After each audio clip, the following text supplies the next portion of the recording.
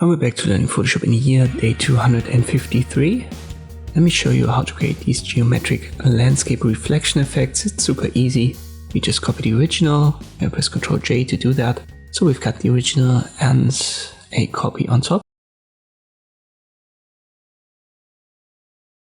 We'll create our geometric object, for example a rectangle. You don't really have to worry about the stroke or the fill color.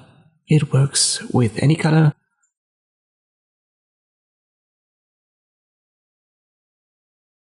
Then press Ctrl A and I center it using the Move tool.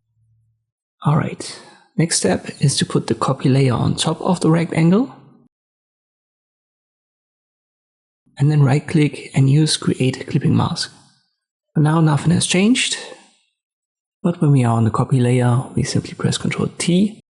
And now we can rotate that. And if you hold Shift, it's gonna snap.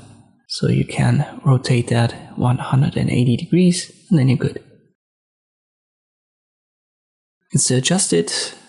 For example, move the rectangle around, press Ctrl T on the rectangle and you can resize that as well. For example, holding Alt.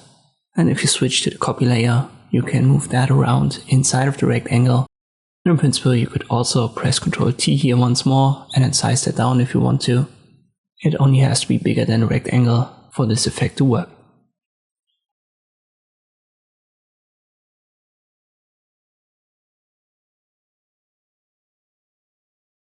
Let me show you once more, this time with an ellipse. It's the same process.